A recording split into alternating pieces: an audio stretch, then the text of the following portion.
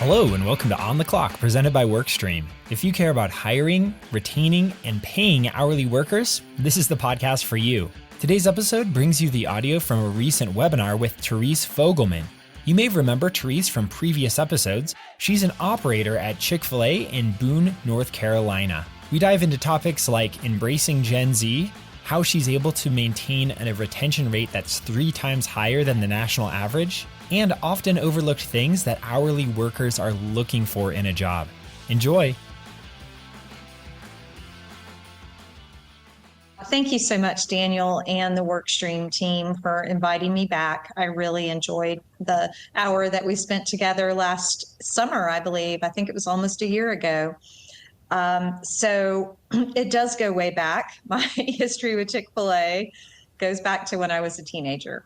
So I attended a small private school in North Georgia called Berry College. And at the end of my freshman year, I heard about an opportunity to become a camp counselor at a brand new girls camp, Camp Windshape for girls. So I applied, and I became the tennis pro, since I was the only one on staff who really knew how to play tennis. And then I also became a swim instructor because I had just completed a life-saving course. But during those weeks, and I did that over 2 summers, I met a very special couple, Truett and Jeanette Cathy. And I didn't know who they were in the business world, but I did know that they were really wonderful people, and they spent a lot of time at the camp with the camp counselors and the children. And I came to learn over time that they were the owners of a company called Chick-fil-A. I grew up in the country in North Florida. There was no Chick-fil-A there. I had seen one in a mall in Gainesville. So I just really kind of fell in love with those folks and their commitment to philanthropy, and then learned more about the restaurant business as I left college and moved to Atlanta and started working off and on while I was raising my children in different roles in restaurants in Atlanta, helping with a few grand openings. I became a restaurant marketing director, did that for several years, and then just grew up through the business and eventually became a franchise owner in my 40s. So it's a wonderful company. The people who own it, very genuine, giving people. Yeah, thanks for sharing that. I think it's really cool when you first told me that, because it's like it's just kind of comes full circle, and also you mentioning what drew you initially to Chick-fil-A and the values and stuff. I feel like that's what we're going to talk a lot about today, are going to be kind of some of those same values and how they directly impact some of your hiring and your retention efforts. I feel like it is a good kind of introduction. So one thing that I think is pretty interesting, and maybe you already know this from experience, but I found this stat that Chick-fil-A, I think this is as of 2023, was the last time this data was updated. Chick-fil-A has the most busy drive-thrus out of any QSR in the country on average. So I feel like, and that definitely bears out for me whenever I go there with my, my kids. They want the chicken nuggets and we're in line and it's busy, but I also feel like it's usually pretty quick, which is good. So anyway, that is to say, that's a huge task for how do you hire to obviously staff some of the busiest drive-thrus in the country. But one other thing that I think, and I'd love to hear your take on this, is I feel like a lot of Chick-fil-A locations, even though they're so busy, and even though a lot of Chick-fil-A's employ more employees than other QSRs, it doesn't seem like there's quite the retention challenges for Chick-fil-A as a whole than maybe some other QSR brands. Is that fair to say, or I'd love to get your take on that.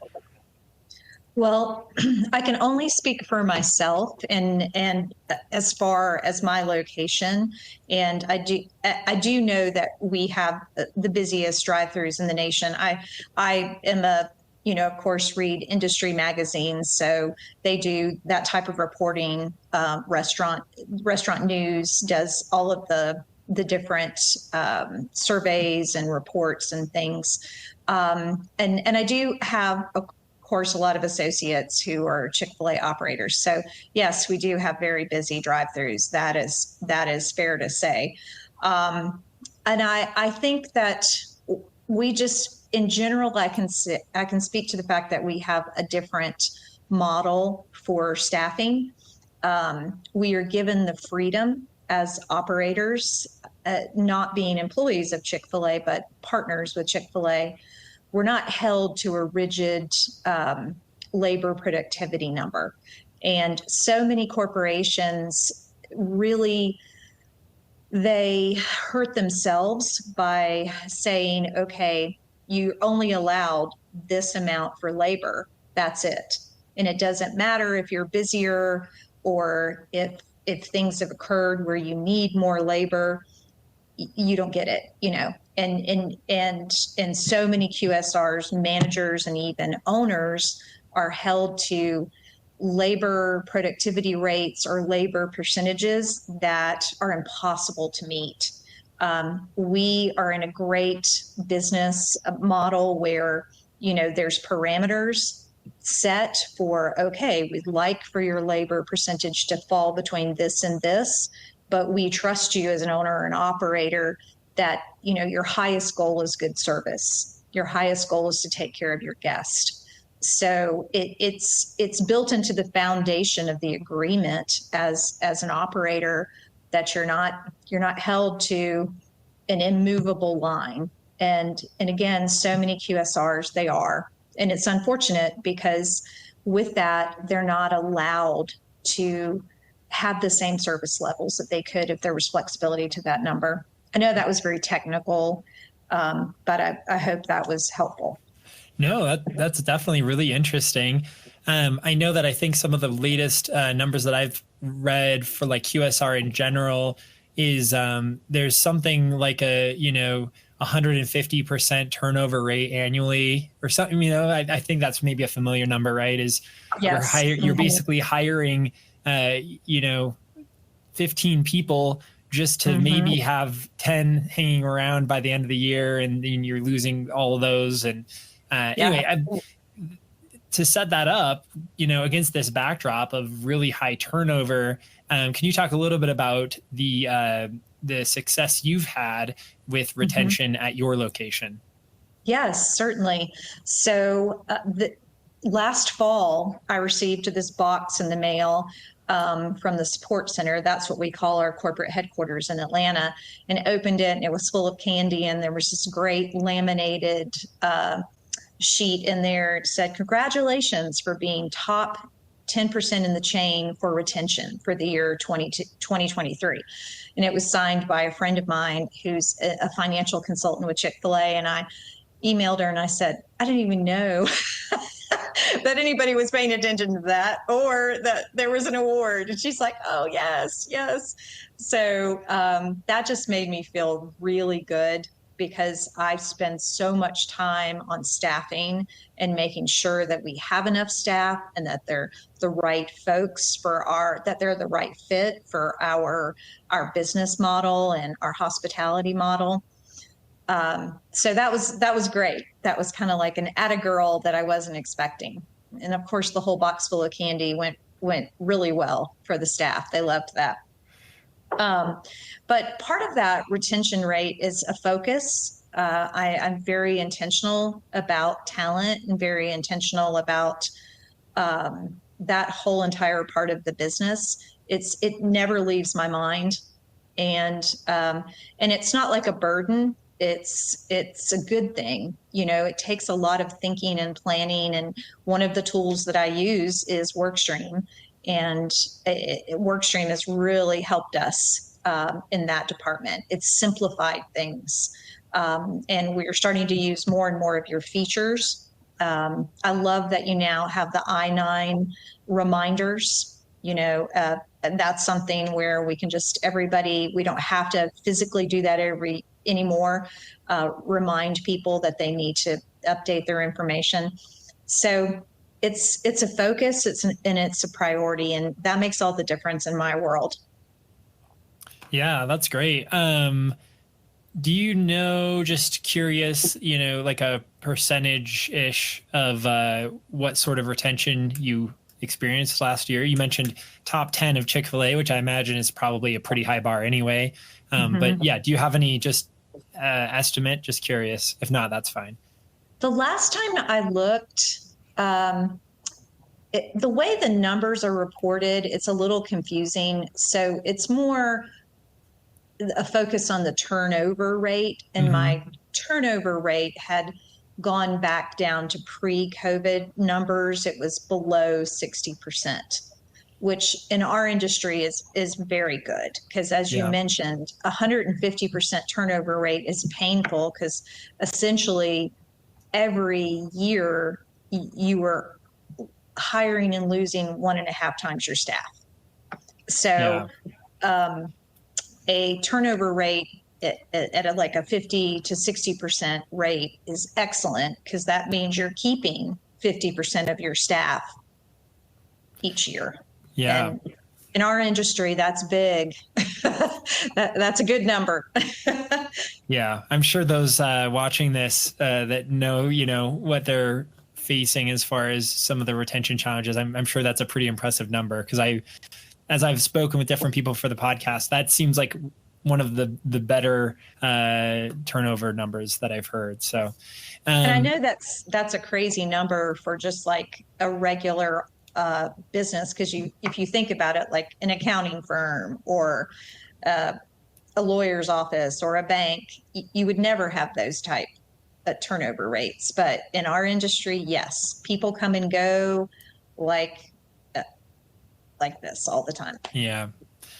Okay. So, when it comes to some of the reasons that you have been able to have such good retention, you mentioned making it a big priority, always keeping it top of mind. You also mentioned using some tools like Workstream and others to make sure that you're automating some of that stuff. I think when we chatted before, there were a couple of other specific things that you mentioned, and we kind of highlighted them on this slide here. And so, I kind of wanted to overview these, and then we're going to jump into specifically what some of these mean and how you impact them. So number one, you mentioned embracing and supporting Gen Z. Number two, you said something about 3 pillars of retention, or 3 specific kind of tenets of things that you focus on. And then the third is to give workers what they want. And obviously, every worker wants money. And so it's like beyond that.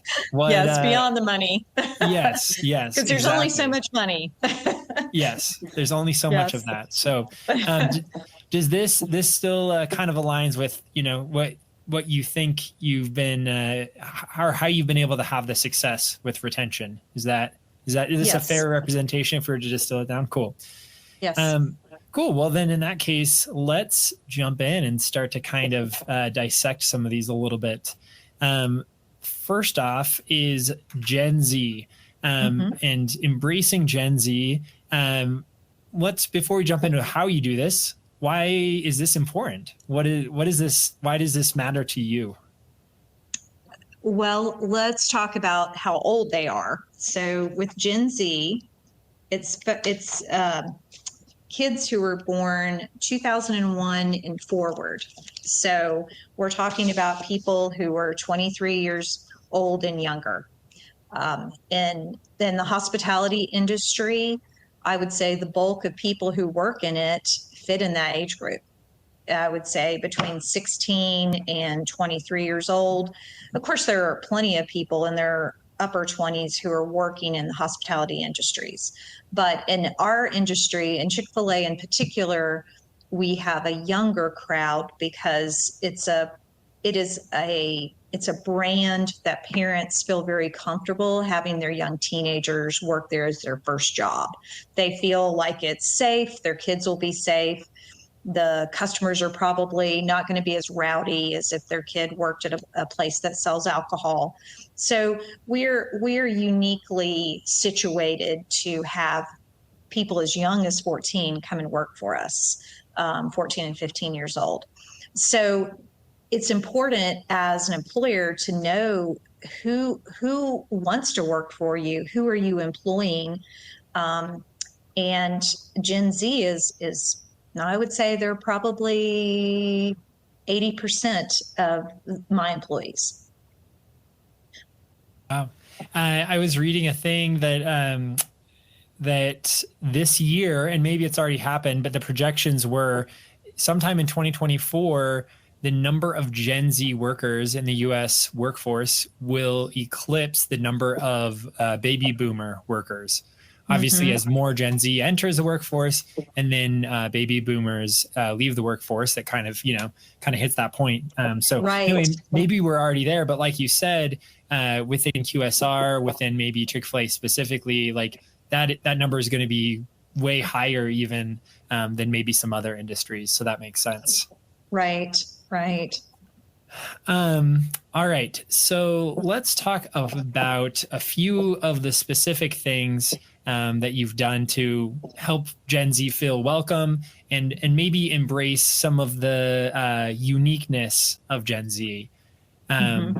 So these were based on, some of the things that we talked about before that you've identified as like what, everyone wants these things laid out on the screen, a sense of belonging, some accommodations if necessary, and then respect, right? Those are kind of universal. But I'd love to hear from you, like, why do you think that some of these things are maybe a little bit more important to Gen Z, or what kind of have you seen as far as like these things mattering just a little bit more? All right. Well, I think that Gen Z is they're savvier and more educated about the world than any of us ever were entering into the workforce.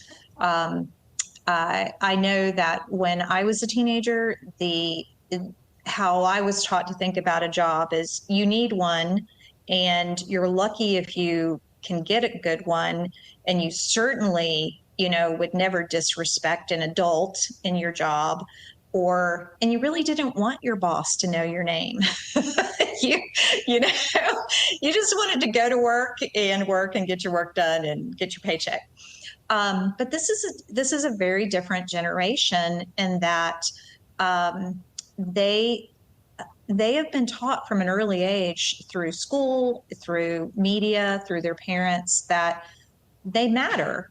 And I think in many ways that's great. I think that's a positive in this world, that people are going into the workforce saying, okay, I matter. I do have some rights. I don't need to handle abuse or strange situations or inappropriate situations. So I think that they just know themselves better and know their rights better. And I think that is a very positive thing. People really like to lean into the whole thing about entitlement and just say, this is a terrible generation. That's not true, but it is some people can be terrible and entitled, but it's just a different generation. And I think it behooves employers to understand who they're working with and to understand their motivation. And so a sense of belonging, of that their boss does know their name, that I know who they are. I know they're in high school. I know they're in college. I know something about them, and that my senior leaders, the same thing, that they know the people who work there, and that we're there for them. If they're going through a crisis, hey, you can talk to us. It's fine.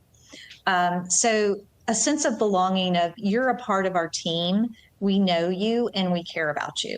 I think that's really important. As far as accommodations, I put that in there because the other thing about Gen Z is they know their diagnoses. That is not something that probably even your generation would have known. You didn't go to college and write down and let your professor know, I have ADHD, or I'm dyslexic, or I am this type of learner and I flunk tests if they're written tests. Could you accommodate and give oral tests? So most of the kids who have any sort of neurodivergent disabilities or learning disabilities, they know them and they will talk about them.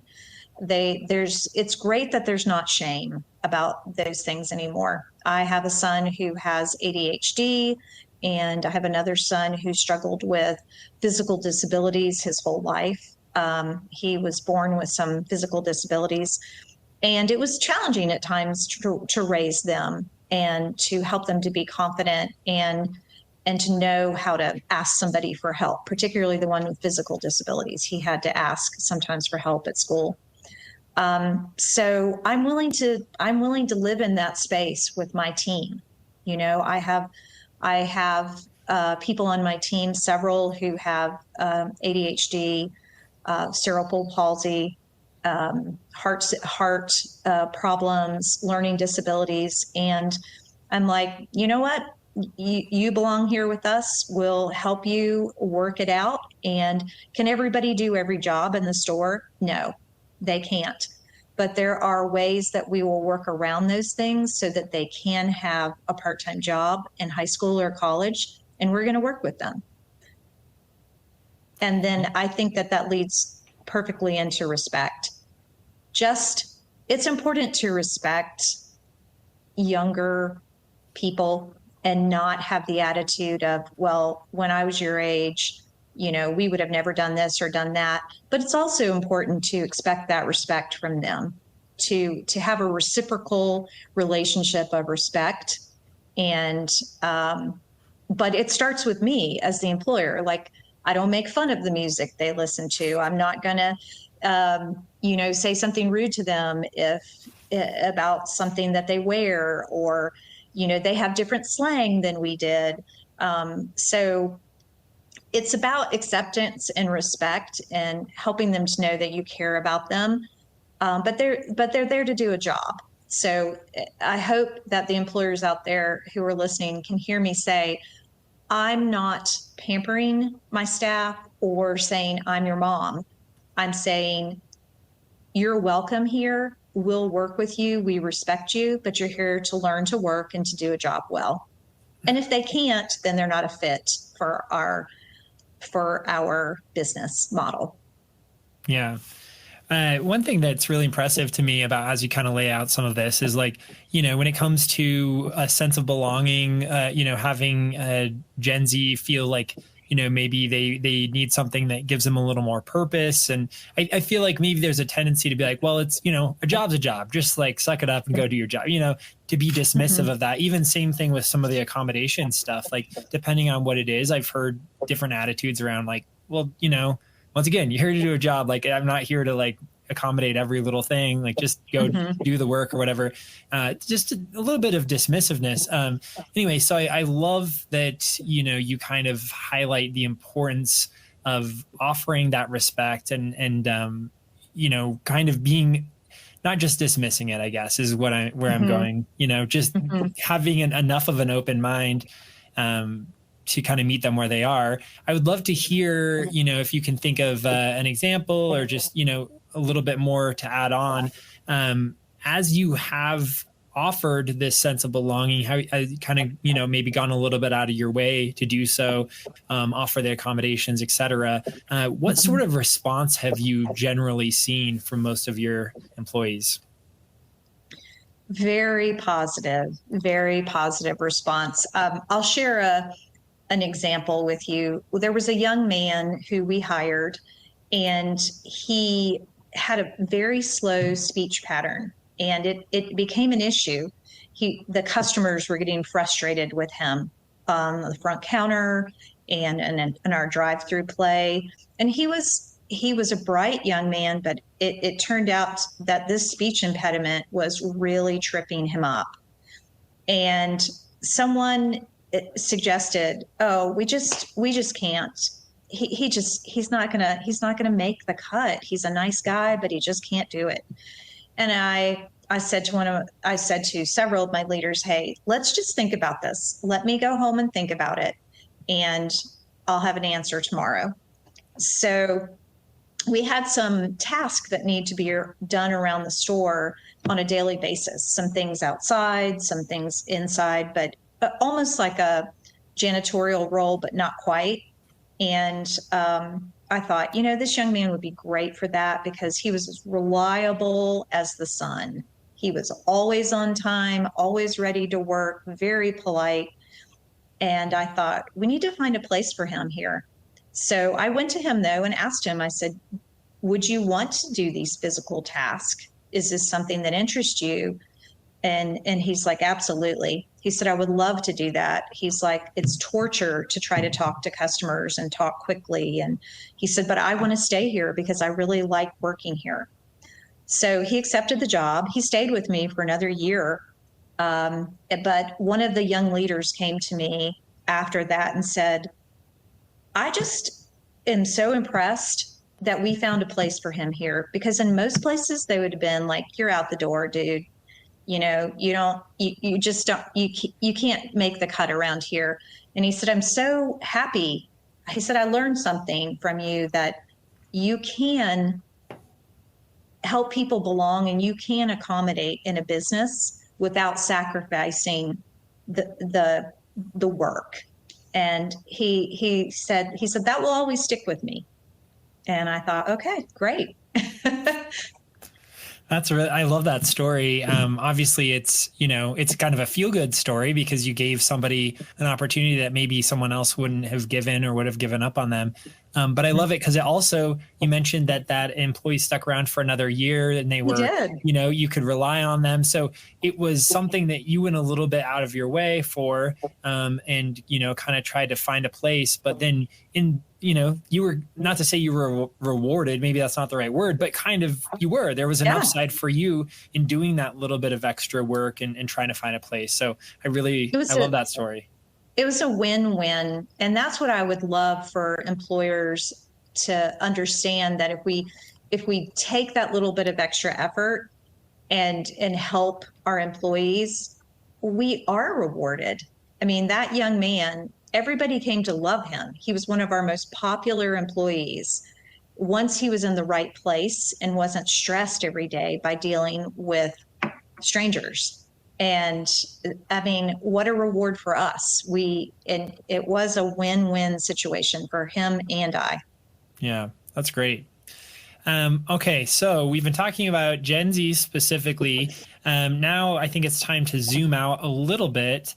And I wanted to touch on the 3 pillars of retention, I think what you called them. So those 3 pillars are organization, fast training, and then fostering belonging quickly. Obviously, I feel like that third one is like there's a little bit of overlap with some of the stuff we've already talked about, but I'd love to kind of go into each of these. And let's start with organization, which this might be the wrong slide here, but yeah, let's just talk about organization while we're looking at this slide right here. All right. So when I say organization, what I mean is a business that's well run, that people are looking for a place of employment that's not chaotic, that they come in, they know where they're going to be, what they're going to be doing for the day. They know that there's leadership there if things go sideways. You know, they're not there by themselves, that there's someone that they can go to who's knowledgeable and trained and professional. Having an organized business provides a sense of stability for your employees. And in my organization, I've divided it up into departments, and there are well-trained leaders at the head of each department. So people know who to go to. And just as a little example, like we have an operations department, a facilities department, a human resources department, catering, and also marketing and training. So each of those departments is headed by a professional. Those professionals are not Gen Z, they're older, people with education in that area or business experience and life experience. Because one of my hard learnings over the years was that people who are heading entire departments in your business, they need to have maturity. And so the business is structured, it's stable, and people come into that and they find their place within it, and they feel peaceful. I hear that often, where people will say, wow, this is so peaceful here.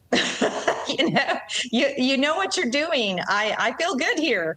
Because we all get nervous when we go into a business that's just chaotic. Even as a guest, if you go into a business and you can tell they don't know what they're doing and no one can answer your questions, or they don't have the right resources, you start feeling that anxiety rising in you.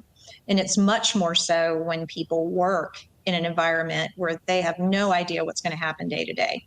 So in my business for the last 12 years, since I stepped into the ownership of that business, that has always been a goal. And it's kind of funny because my kids would tell you that that's the way I ran our home.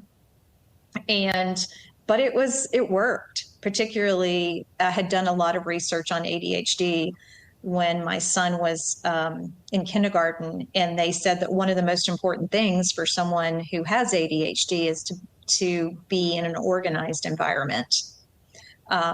So we see that at work too.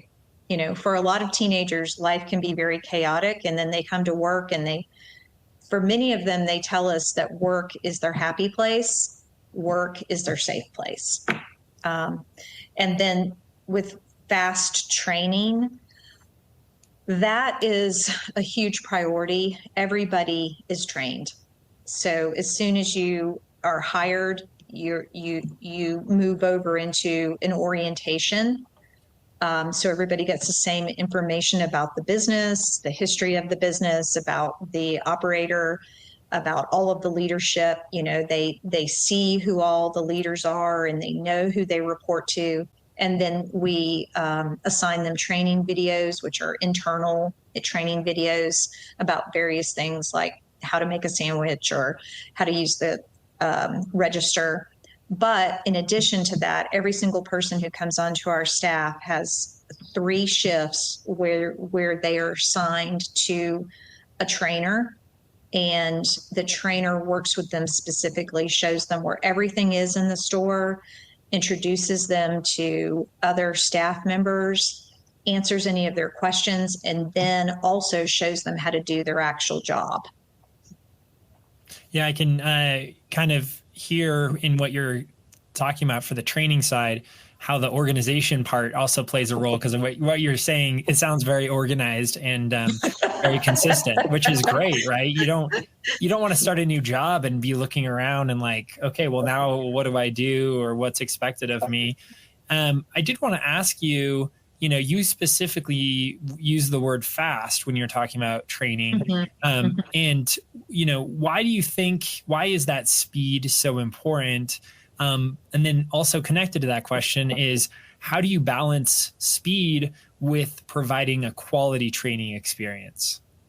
Well, I may have misspoke when I used fast, or used it in a different context, because it's not as if they're going through the training at a higher speed. Maybe when we talked, what I was referring to is that immediate training. Like there's no gap. Got it. You come in, you're hired, and you will be trained. And there's not a gap. We don't lose you between the cracks. We don't come back to you like a week later and say, "Oh, did you get any training?" No, you once you're hired and do orientation, you're assigned.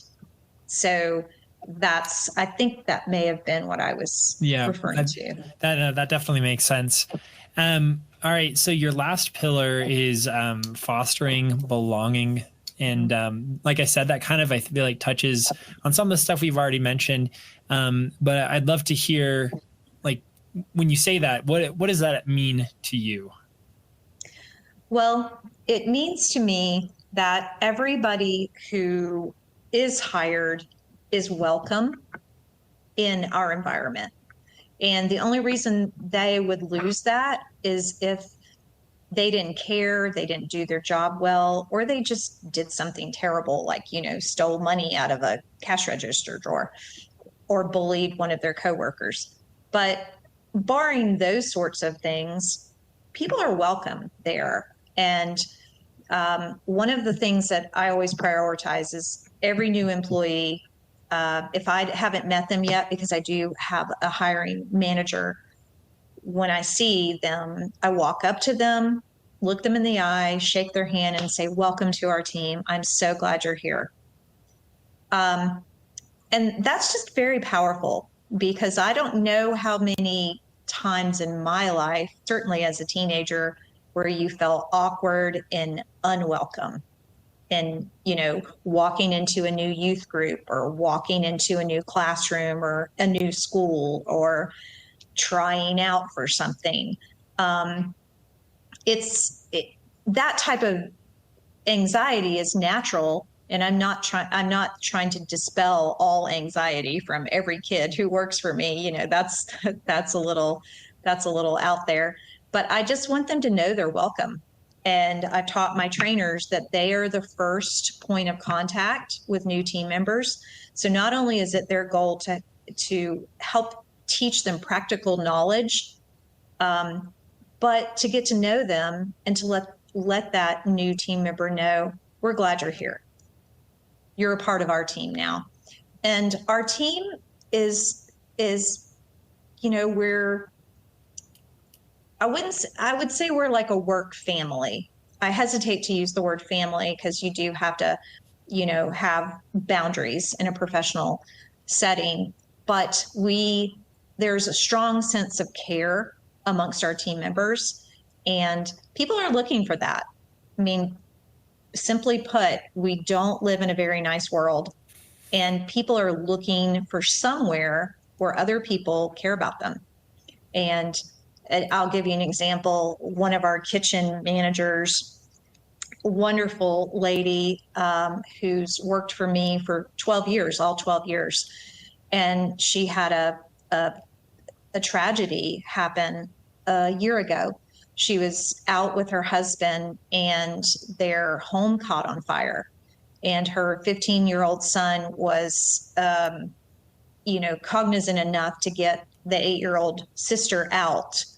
And so they were safe. But immediately our team pulled together, and we helped them find a place to stay. We provided blankets, we fed them, and we took care of their family. And it was very organic. It wasn't me saying, we need to go help her. It was on our work group me, everybody was like, how can we help you? And so we helped their family for about a month until they could get into housing again. But that sense of care, of just knowing you're not alone in the world. I mean, employers, we can have that, and we have more freedom to do that than even schools do. We don't have all the rules on us, all the bureaucracy on us, all the red tape that so many institutions do.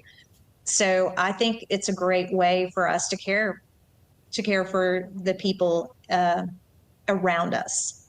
And so that's powerful. I mean, I love it. Yeah, that's what a great story, and great way to emphasize like the importance of the fostering belonging. I'm looking at the clock. I want to make sure we have time to get to kind of our last point, which is, you talked about the importance of kind of going beyond the dollars and identifying what it is that your workers are looking for in a role beyond just, give me cash. But Right. A couple of these things that I think we talked about, and I summarized them on this slide here, being flexible, but also that doesn't necessarily being inconsistent. There's like an important differentiator there. Yes. Investing in shift scheduling tools and like making a good process there, maybe goes back to some of the organization we talked about a second ago.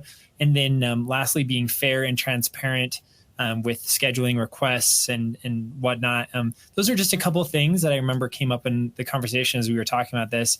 I'd love to just kind of, you can just maybe talk about some of these and provide a little bit more context around this. Okay.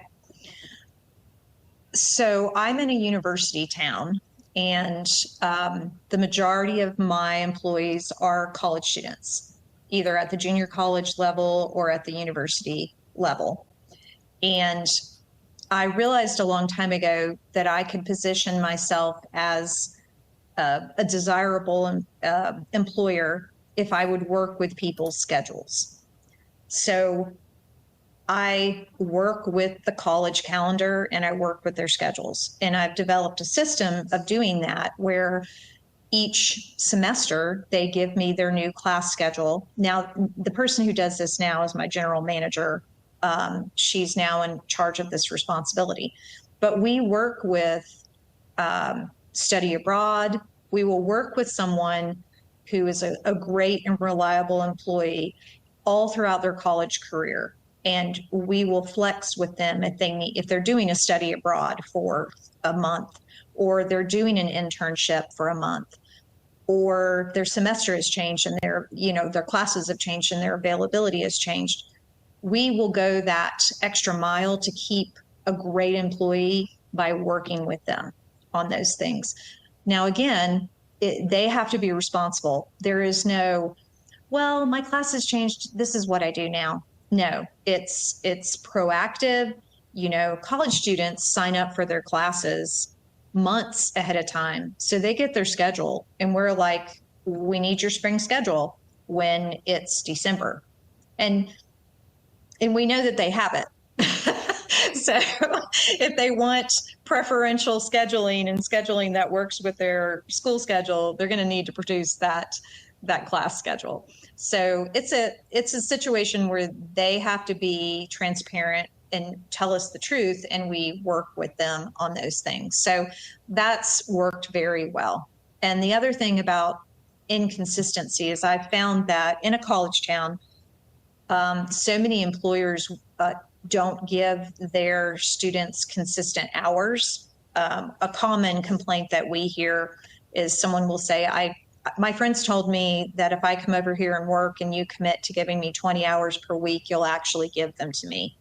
I've had to leave this other job because they told me they would do that. And, some weeks I'm scheduled 5 hours, some weeks I'm scheduled 30.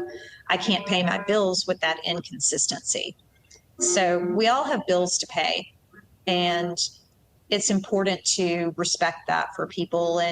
And if you commit to a certain amount of hours and you give them those hours. And of course your business has to have consistent sales to do that. There are special circumstances where sometimes you can't give somebody what they want, but I think that those are really the exception rather than the rule. Yeah. That definitely makes sense.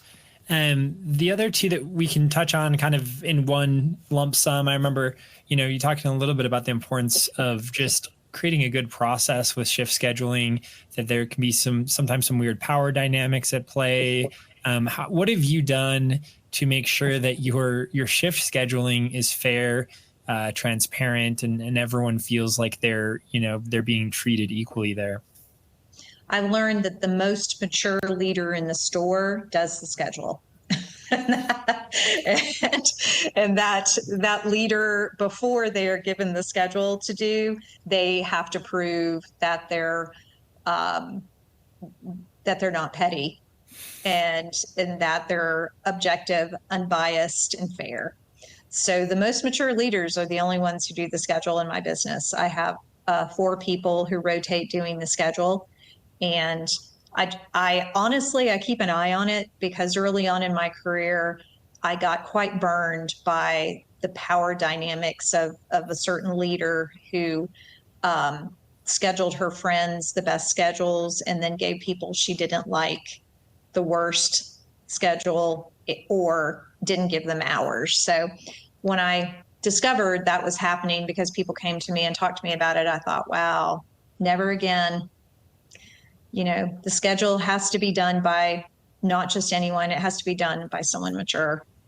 Yeah, that makes sense. Okay, so this overall bucket of reliable scheduling, that was one thing that you identified as being, really important for workers that, is kind of additional beyond just the paycheck. And then there's one more thing that I want to touch on. And then after that, we have a little competition and we're going to do Q&A. So just to preview coming attractions. But before we get to that, I'd love to just hear, you talk a little bit about the importance of opportunities for growth.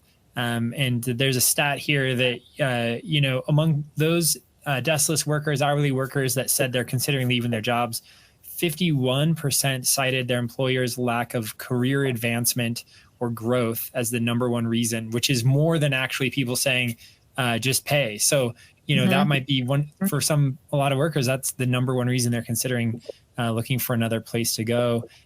So yeah, I'd love to hear your take on this and what are some of the things that you've done to impact this and make sure that people feel like there is opportunities at your store. Yes. So we just created a visual. I don't have that to share with you today, of what's called the leadership journey at our store. And it shows, it looks like a road, an undulating road, but it shows where you enter the leadership journey, which at our store is a trainer. The next step is an assistant shift manager, then a shift manager, then a senior shift manager, and then above that would be going into department heads. And I want people to know from the very beginning that you can become a leader in this store. And some of the parameters there, you have to work there 90 days before you could be considered for leadership. And you also have to have good attendance, and you have to have a good work ethic and a positive attitude. So, if you have those things, then you can qualify for this first level of leadership. And then once you're in that first level, you can just continue to grow. And we provide opportunities for growth all along the way.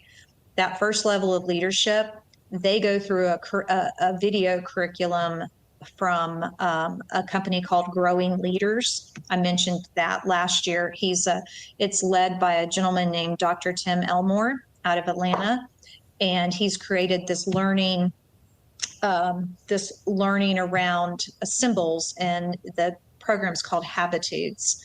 And so my training director, he has the trainers come in once a week and sits down with them, shows them a video, they discuss it. And I love being there in the office when they're doing that, because the things they start thinking about and the conversations they have with each other, it's great to hear them. So immediately they start learning, and then they can, as they journey on, and journeying on is up to the individual, but the opportunities are there. And this is what I always tell people who want to grow in the business is it's up to you. The opportunities always exist, and just show us what you've got. And we're always looking to see who's growing in this business and who's doing a great job. And those are the people who we want to give the opportunities to. So there's a real sense in my business of challenge and excitement, and people don't feel stuck. And I'll give you an example. Yesterday, one of my departmental heads came to me and said, I'm feeling a little burnt out, and I don't want to be burnt out because I love what I do in this department. But he was getting burnt out with just operational tasks, because let's be honest, a restaurant is not exciting work. It's very repetitive work. It's very, you learn how to do certain things, you know how to do them, you can do them in your sleep. So he was getting a little tired of doing some operational things. And I said, it's great that you told me you're feeling burnt out. I appreciate that. So I said, in a perfect world, what would it look like for you to create some variety in your job? And I said, you figure that out and tell me or email me, and then I'll figure out how much we can do of that in the reality of where the business is right now. And he was like, oh my gosh, that's amazing. Thank you. And I said, we'll have to be realistic. But yes, if you need some variety, goodness gracious, we can provide it. And that's another thing. I just find that sharp people want variety. They want challenges. They want opportunities. And so I consider it one of the most important parts of my job as the employer to provide those for people. And people will stay with you when you do that. I have some of the greatest young people who work for me who've been with me 6 years, 8 years, 9 years, 10 years. They started when they were 15. They finished high school, finished college, and now they're helping me lead the business. Because it's not boring, Yeah, no, that makes a lot of sense. And I love that you mentioned too, that you have kind of the path for advancement visible in your store, because that's another, I think, a huge thing is if people just feel like it's very, fuzzy, like what is the path for advancement look like for me? And they don't ever really know, then they're going to assume there isn't one. Right. So that's a great example that you shared. I would like to tell you, I do have some secret weapons, and those are my own kids who are, I've listened to them talk about jobs as they've graduated from college and gone into the work world, and, just listening to them talk about all these things. And I'm like, oh, okay, don't do that. Do this. They're a great source of information about how not to do things, because they're so, they'll tell me. Whereas my employees might not actually tell me. But yes, we have 4 kids. We have a blended family, and yeah, they've helped me learn a lot about being a good employer. Yeah, indeed. I can only imagine. All right. So I want to make sure we have time for a couple more things here. We're going to have a little competition, and there are some Amazon gift cards on the line. Terese, I don't know if you qualify. You were the presenter. It's okay. But, no, I'm just kidding. That's all right. So as we mentioned a little bit, WorkStream was the sponsor of this webinar. And one of the things that WorkStream's platform does is enable a really easy, quick way to get applicants for your jobs that you're trying to hire for. And so with this little competition, we have on the next slide kind of a mock-up of a hiring poster. And there's a QR code on that hiring poster. And this is kind of like one that you would see, maybe one that you use yourself, Terese. I don't know. But yes, we do. Okay, we used your great. QR codes. They're awesome. Oh, great. Okay. Well, there you have it. For hiring. So on the next slide, when I go there, the first 15 people that use the QR code, you can just use your phone and then you go through, and it's a really quick little application. It's not real. We're not actually thinking that you're applying for a job. It's just to kind of show you the process. If you go through that process, the first 15 people will get a $20 Amazon gift card. So if you're interested, start your phone cameras, I guess now. Here's the mock-up. Maybe it looks a little different than the ones you use, Terese. Maybe yours is probably a little more Chick-fil-A branded, if I imagine. No, that's exactly what we use. Oh, there you go. Yeah. Well, perfect. I'm glad it works well for you. It does. So yeah, you can use the QR code with your camera, or you can also text this 473-1-0006 number. And I'll leave this on for a second.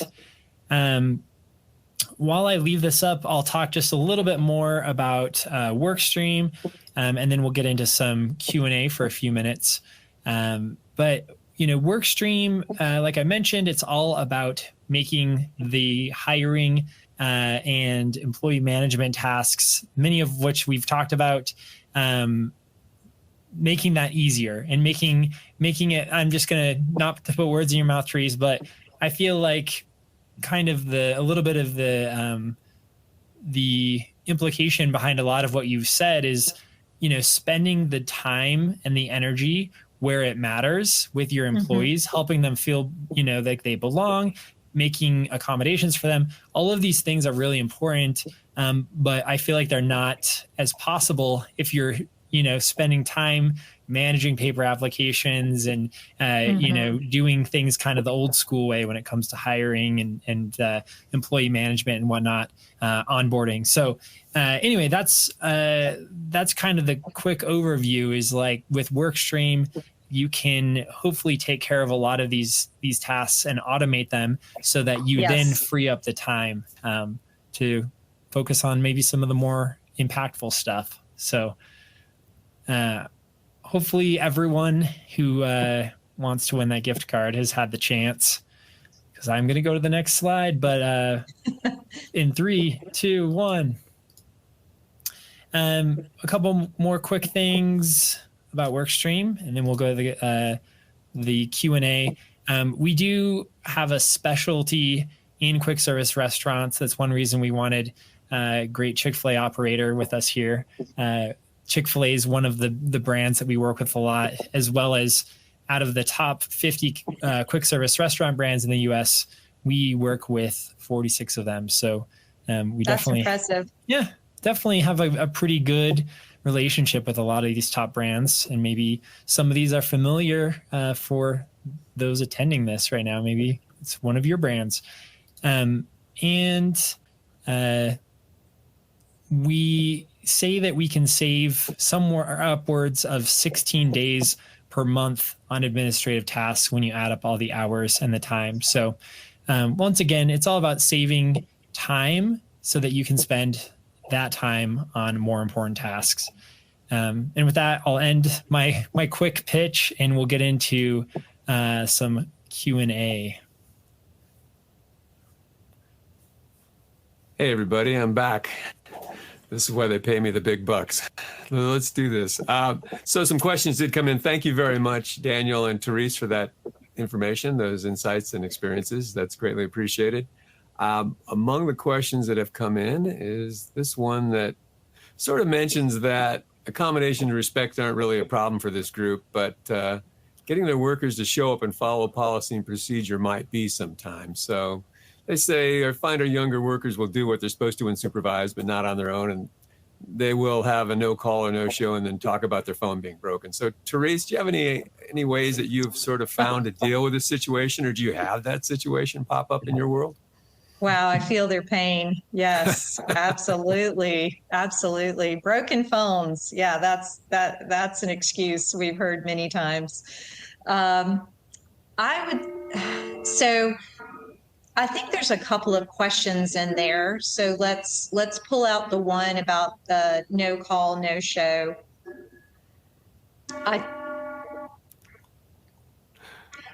Sorry, that's the grandfather clock in our living room. I think that the no call, no show issues happen at every restaurant. And a few years ago, I created an attendance policy that has points, and it's very elementary. It is like something that people would have in school, but it addresses things quite well. And we just make sure we hold people accountable. And when we first introduced that attendance policy, we lost people. But it's been in place now for 3 years, and attendance is no longer an issue. Now, do people just quit out of the blue? Yes. We had someone who seemed very happy with their job reach out to the general manager yesterday at 6 o'clock in the morning when they were supposed to help open the store at 6:30, and say, I'm having a lot of issues. Sorry, I won't be coming to work ever again. So yes, those things still happen, but I think a well-crafted attendance policy can really stop the bleeding, and then you're not dealing with it every single shift, every single day. So there was another part to that question, Alan. Could you repeat that part? Let's see. Following policy and procedure, they do it when supervised, but not so much when not. Is that what you're thinking about? Yes, yes. I would say that that also is a part of our reality as well. And in the 12 years that I've been doing this, I've come to realize that I have to have someone who's older at the restaurant every shift. There to just let it all be people who are the same age and who are peers. The work doesn't get done the way I would want it to get done. So I've just instituted that, let's say in the evening when the majority of the people who are working after 4 o'clock are high schoolers, their supervisor is not going to be a fellow high schooler. It's going to be someone who's 23 or 24, a senior in college or even out of college. And so there's always that authority in the store at all times, because yes, people don't work the way you would want them to when it's just like friends hanging out. So I would encourage you to do that. All right. Well, that's good to know. Thank you. Here's another question that asks, can you share what your onboarding timeline looks like and what are the steps for a new employee? Yes. So the process begins with Workstream, actually, and a Workstream aggregates the different applications that come in through different job platforms.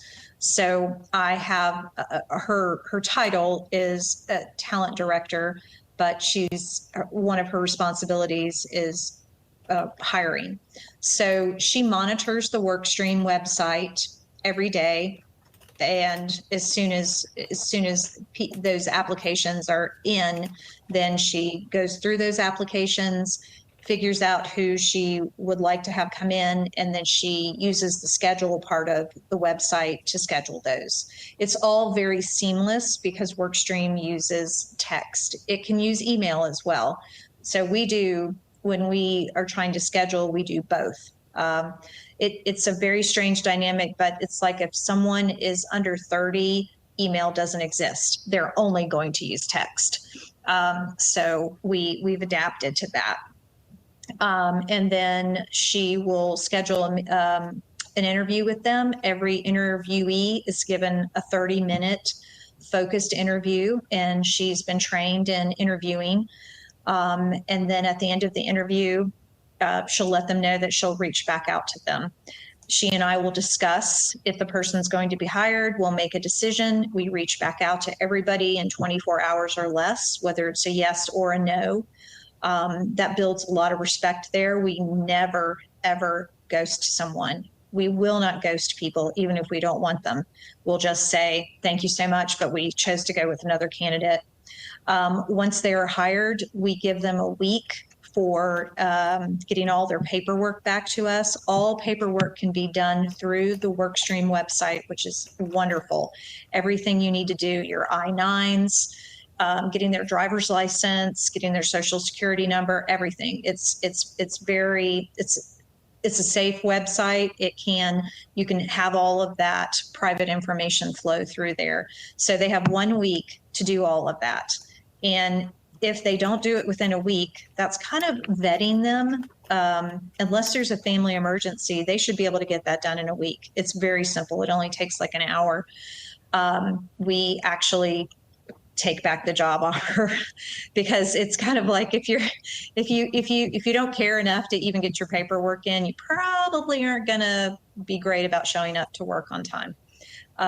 So once they do that and that's back in, then the ball's rolling, they're hired, they come in, they have an orientation within 48 hours and they're in our system and they're rolling.